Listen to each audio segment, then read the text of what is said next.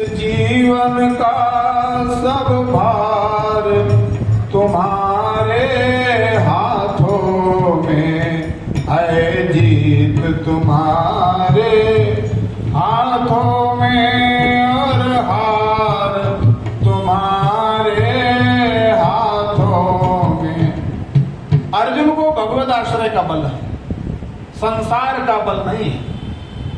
जब भगवान से मदद मांगने के लिए महाभारत युद्ध के पूर्व अर्जुन और दुर्योधन दोनों गए, तो दुर्योधन को लगा कि अर्जुन ऐसा न हो। अर्जुन कहाँ खड़ा हुआ? चरणों के पास में। और दुर्योधन में अहंकार है, वो तो सिरहाने खड़ा हुआ है। अहंकार खोपड़ी में होता है, समर्पण चरणों में होता है। भक्त की समर्पण बुद्धि होती है भगवान में। जिसको चरणों की तरफ उधर दृष्टि होती, तो भगवान ने पहले अर्जुन को देखा, सिराने तो बाद में देखेगा, मुड़ेगा, मुड़ना होगा। तो भगवान ने कहा मैंने तो पहले अर्जुन को देखा, इसलिए मांगने का अधिकार भी है। और अर्जुन दुर्योधन से छोटा भी है। अब दुर्योधन को भय हुआ कहीं अर्जुन भगवान की नारायणी सेना न मांग ले, क्यों? ये अजय है। लेकिन नहीं, भक्त की दृष्टि कितना भी संसार सुखदायी हो, उसकी दृष्टि परमात्मा के चरणों में होती है। अर्जुन से कहा तुम मांगो, तो उसने कहा कि मैं तो आपको ही मांगता। दुर्योधन का बन गया काम, मेरे को चाहिए नहीं था, ये तो नाचने गाने वाला है, इसका क्या करेंगे? ये बंसी बजाने नाचने वाले का युद्ध में काम नहीं, क्योंकि भौतिकता पर दृष्टि है, भगवत आश्रय नहीं। तो दुर्योधन से कहा, उसने कहा मैं तो पहले से नारायणी सेना चाहता था, मेरे को युद्ध करना है। बोले तुम सेना दे दो। और भगवान को अर्जुन ने मांग लिया, और सब कुछ भगवान के चरणों में है। जीत तुम्हारे हाथों में और हार तुम्हारे। भगवान ने कहा ऐसे जो भक्त मेरा हेतु सर्वाणि कर्माणि मयि सन्न्यस्य मत्परा अनन्य नैव योगेन माम ध्यायन्त उपासते। जो अनन्य भाव से ऐसा मेरा आश्रय लेता है, उसके लिए फिर मैं क्या करता हूं?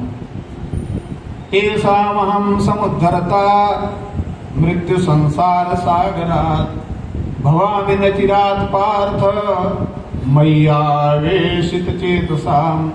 उसको फिर तैरना नहीं पड़ता अपने आप समुद्र, उसको भगवान भक्ति रूपी नौका में बैठा के और उस भवसागर से पार ले जाते हैं।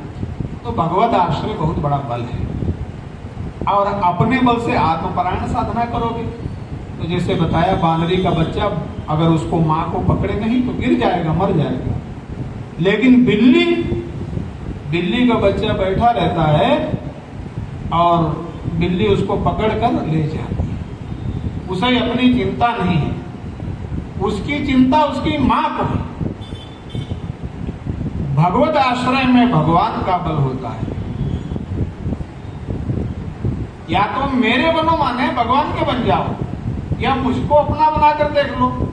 तो वो एक परमात्मा परायण साधना है, एक आत्मपरायण साधना। आत्मपरायण साधना में आपका अपना बल, आपको अपना प्रयास करना है। और परमात्मा परायण साधना में परमात्मा का आश्रय ही परम बल है। तो जो भगवत आश्रय में सब कुछ भगवान को सौंप देते हैं, उनकी बिगड़ी भगवान बनाते हैं, वो तत्व में परिवर्तन हो जाता है। भगवान उसके लिए आविर्भूत होते हैं। अरे भाई आप सोचो, एक व्यक्ति को कोई मिलने आए तो उसका बड़प्पन है कि वो मिलने जाए। तो भक्ति में भगवान मिलने आते हैं, स्वयं अवतार ग्रहण करते हैं। भक्त की भावना की, उसकी कामना की, उसकी इच्छा की संपूर्ति के लिए भगवान प्रकट होते हैं, उसका योगक्षेम करते हैं। प्रहलाद के सामने भगवान प्रकट हुए। सत्यम विधातुम निज भृत्य भाषितम व्याप्तम च भूतेषु खिलेषु च आत्मनः अदृश्यताम अद्भुत रूपमुद्वहन् स्तंभे समायाम न मृगम न मानुषम। जब एक नास्तिक व्यक्ति ने कहा कि परमात्मा कहाँ है, आस्तिक उससे कहता कहाँ नहीं है। जले विष्णु विष्णु पर्वत मस्तके। परमात्मा सर्व जगह है। समम सर्वेषु भूतेषु तिष्ठन्तम परमेश्वर। परमात्मा सब जगह है, देखने वाली आंख चाहिए।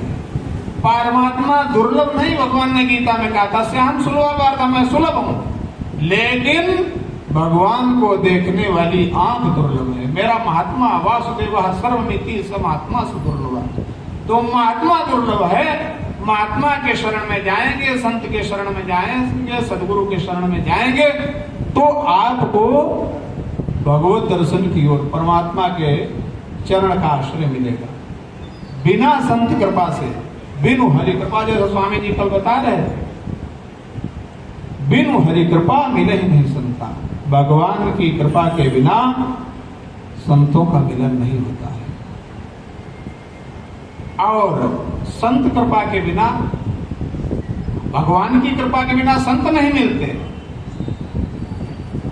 संत विशुद्ध मिले ही पुण्य ते ही चितव ही राम कृपा करिए। परमात्मा जब परम अनुग्रह करते हैं तो महापुरुषों का संग मिलता है, और महापुरुषों की कृपा से भगवत अवलंब, भगवत आश्रय प्राप्त होता है। भगवान शंकराचार्य से कहा, जब गुरु से शिष्य ने प्रश्न किया, अपार संसार समुद्र मध्य सम्मज्जतो में शरणम किमस्ति गुरुर कृपालो कृपया वदैतत् विश्वेशु पादाम्बुज दीर्घ नौका। भगवान के चरणारविंद ही वो परम आश्रय है, वो बड़ी दीर्घ नौका है जो भवसागर से पार करने में सक्षम है। तो ये किसने बताया? गुरु ने, संत ने।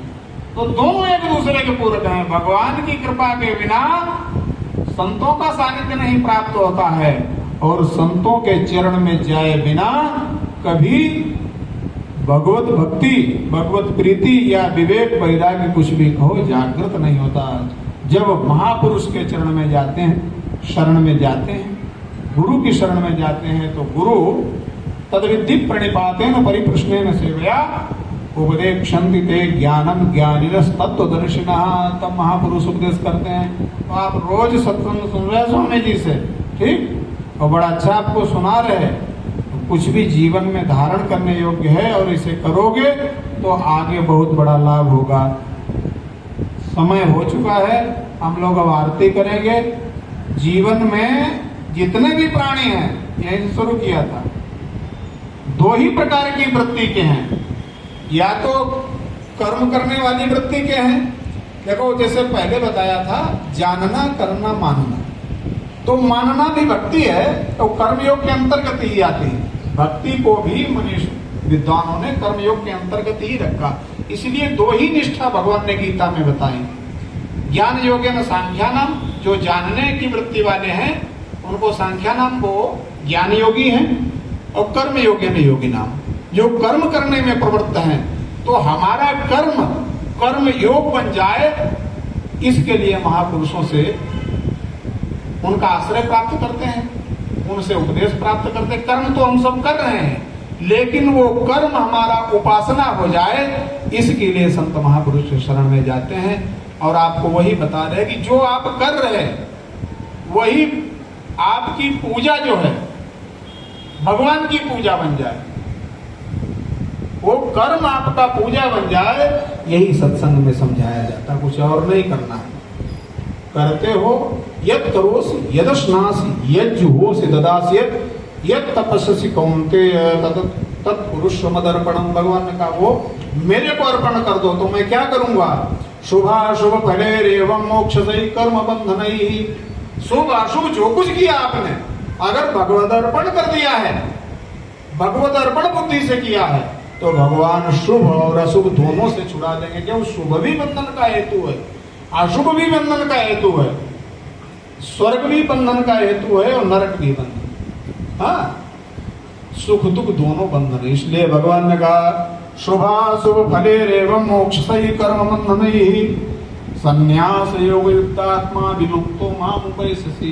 मेरे भाव को प्राप्त हो जाता है, परमात्मा को, सुख दुख दोनों द्वंद्व से दूर हो जाता है, ये संत महापुरुष के आश्रय का फल है, उपासना का फल है, सत्संग का फल है, भगवान की भक्ति का फल है। बोलिए सच्चिदानंद भगवान की जय।